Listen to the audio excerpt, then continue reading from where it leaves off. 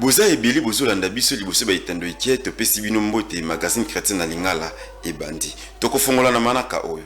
Ebandaki lobby séminaire ya jeunesse na église la louange elongo na pasteur Abraham Ngalasi na mama na likambo.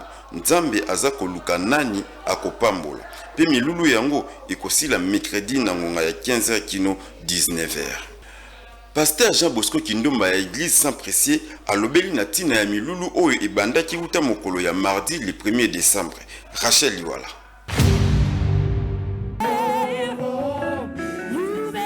Milulu minene ya suka ya mbula na église sans précieux oyo ekamba makana mubateli mpate Jean Bosco Kindomba ebandaki uta mokolo ya mardi 1er novembre pe ekosuka mokolo ya samedi 31 décembre. Atmosphère de grâce yango nde mama na likambo boyoka communication oyo. Bansi eza na signification moko particulière te que tozwa 2 mois ekokoza la 3 mois ekokoza la 3 jours. Topesaka valeur mingi na ba jour te ni na quantité ya ba jour. Ezakaka que pour ça ya tangwana otozaki nango fardo tozaki nango yango to bandaki na mois de novembre pour la première fois kino tokosukisa na fin du mois ya décembre pour na clôturer année.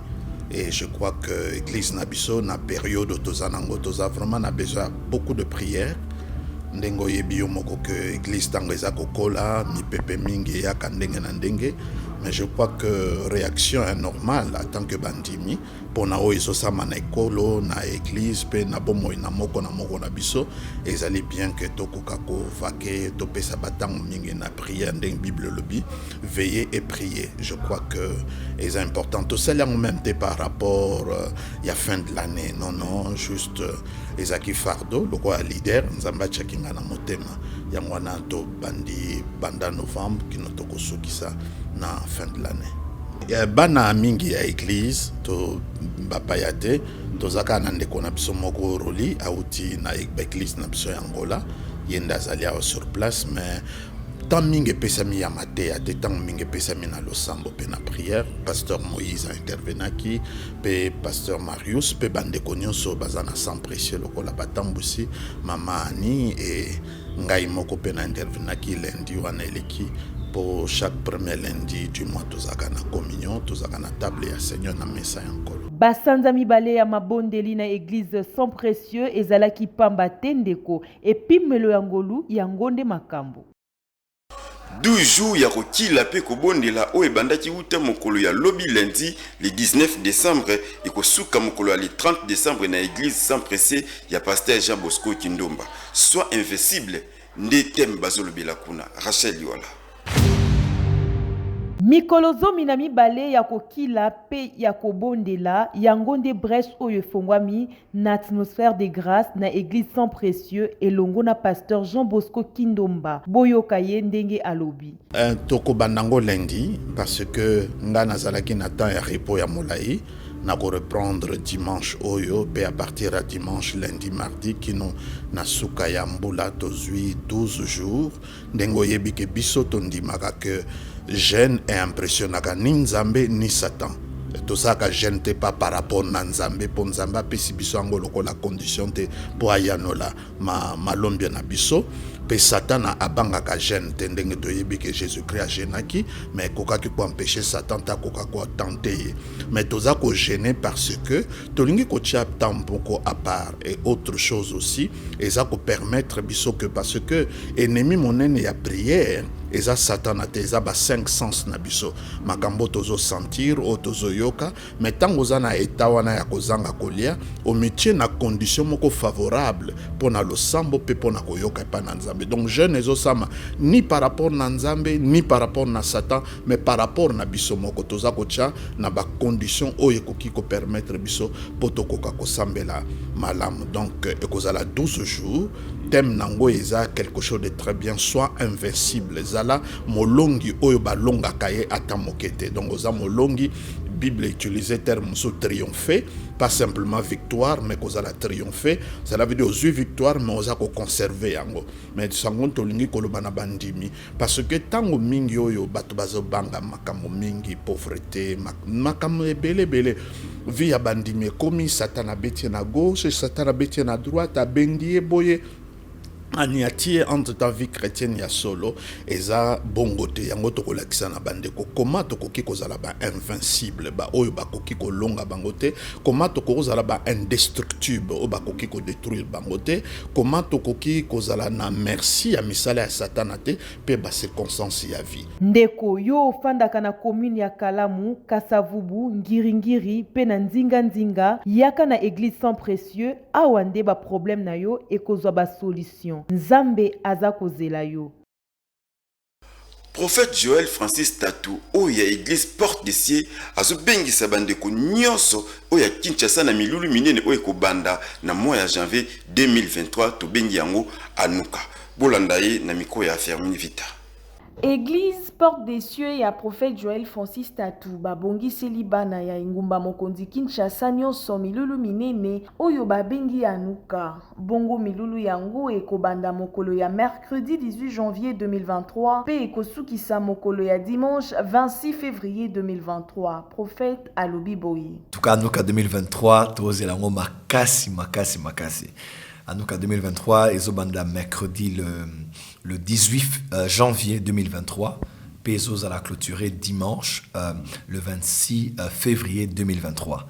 Tous un laborateur ébélé. Mais en tout cas, laborateur Nyoso, orateur Nabiso principal, à la centre laborateur Nyoso, et un révérend évêque Espérance Mbakadi, Yamange Monde, Arzusa Labiso, honneur Touroyo. À côté Abisso pour grand thème à nous qu'est ascension. Ascension c'est ce que bon matisi, bon mati.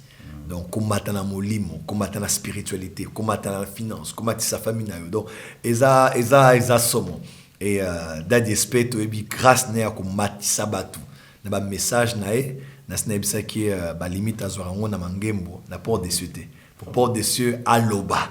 Donc papa koya côté abisso na temps et puis s'amelier tous à la peine apôtre Jonathan Mongali tous à la prophète Jogras Mwenze tous à la pasteur Irène Mandako maman ba ministère génération Joël Nyoso tous à la prophète héritier Mousseba génération Joël tous à la prophète Philippe Mukoma ya Gabon tous à la prophète Joël Francis Tatou ya Kinshasa pe borateur en tout cas ils a plus grand programme yané et mon kaba rendez-vous minene n'est-ce pas sa francophonie Anuka 2023 eza na batei ebele na mama na likambo a session tope bomati rendez-vous eza kaka moko mutu azanga te po eza 40 jours na limité 14e rue industrielle.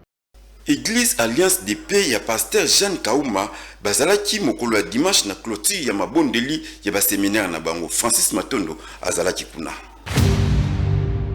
Église Alliance des Pays na pasteur Jean Kauma bazalaki na prière ya clôture ya mabondeli ezalaki na mama na likambo cache-toi tope bombama poso mibale ya mabondeli kuna nde ezalaki somo pasteur Jean Kauma alobi boye tulobelaki mingi kamoteli ya kobombama tulobelaki mingi kamoteli ya kobombama mais lelo lokola tobimi ezalaki na yeko betela bango lisolo oyo que tu dois réaliser l'impact de ta vie à maximum. Donc il faut vraiment réaliser maombi nyo surtout oyo oleki nango donc na nyo surtout. Alors yango c'est pour cela qu'il a bête que na bango il est temps pour impacter. Donc au bimi na caverne pour impacter. Au bimi na caverne était que pose la mutu moko au fanda aux la kolela te mais au bimi na caverne puisque oya o impacter batu ba mona que réellement a outi na prière a outi ma ko boma mangona bimi parce que na lobela ki ke likambo tali toza ba munga na zwaki na Matthieu 5 na jui na 13 na 16 na ko likambo tali ya munga toza ba munga ce que munga et perdre de saveur na oza sumunga te robo ka on a se ba romia ta alors toza ba munga de place toza il faut to sentir que oza wana donc au bimi prier pour to sentir que oza place wana et place yo zali mtoko longola zate. Donc environnement il faut pas sentir que ça peut impacter. Donc on sait que mutu surtout donc alobi que non azana saison na batika e ndeko na milulu ya boye kozanga kate po satana atiki bisote biso pe na yango tokotika nzambe te po tolonga satana na nzela ya mabondeli. Samedi le 17 décembre, Oyo et Yindaki n'espace Aqua Splash et pas yoapi le prophète messager Emmanuel Dodi, Azalaki Kuna na Ptina, Yanteke, Yalobiko Monene, Bolanda fermi vita. Prophète messager Emmanuel Dodi à Église ministère des affranchis abengisaki bandeko ya engumba mokonzi Kinshasa mobimba na milulu minene oyo babengi fête du grand salut. Lelo ezalaki mukolo elokole komi pokwa ezalaki mukolo ya grand salut lobiko ya munene. Lobiko ya munene batu fo bayeba. Le prophète messager ti aloba bolobiko ya munene parce que bomona ka ba panneau publicitaire awa nyonso balobaka boya bapambola baya basala soki bapambola nyonso eza ba valeur boni okozwa nyonso okungisa lola na yo yango mutu moko oyo na ngonga oyo Christ alataki nzoto le 17 décembre oyo toyeko célébrer oya komemela biso lobiko ya munene tobika alongoli biso na Yesu lokola amemi biso na confusion de foi ya malamu po tobika lobiko eza très important de konanga. Fête du grand salut topenteke ya lobiko monene ezalaki mokolo ya samedi 17 décembre 2022 na commune ya Limete na espace Aqua Speech bandeko balobi boye ya moto ya oyo tozwi na fête ya lelo eza lobiko musakoli akuti ko transmettre biso nature divine ya grand salut oyo evandi na kati na biso. Nature divine wana eko changer bomo ina biso na kati ya nature divine wana iko buka oyo nyonso to mabe kota na kati na biso oyo evandaki bambula na bambula tel que la sorcellerie tel que ba blocage tel que ba makambu ndenge za iko marcher te comme nature divine wana ye eza ko chasser nature adamique nature divine ko zo bokonzi na kati ya bomo ina biso pe ko tambusa biso koto mona lobiko. Prophète monene abimika tina biso pe nzambe amimonisi na libota na ye nzambe azwa lokumu mpona nteke oyo. Mama Alice Ali ayeli biso album na ye ya sika na kombo ya Dieu de la prise en charge bolanda sortie officielle oyo elekaki kuna na ville. Sortie officielle ya album Dieu de la prise en charge ya Mama Alice Ali ezalaki samedi le 17 décembre na Léon Hotel kuna na ville ndelo yembo pe mabina ezalaki au rendez-vous boye groupe Asaf ebetaki pe servan ya ina ye pe azalaki kuna na bandeko mosusu kasi boyoka loyembo ya Mama Alice Ali.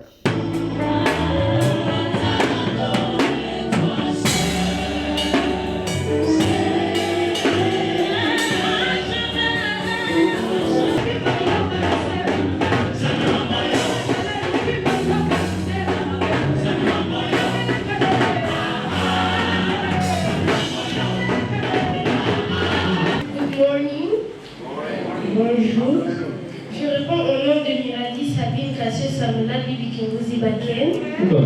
C'est notre nom. Yesu aza mokonzi pe mobikisi na biso elingi kolobaki magazine chrétienne ekomi na suka mais avant tout totanga na Bible.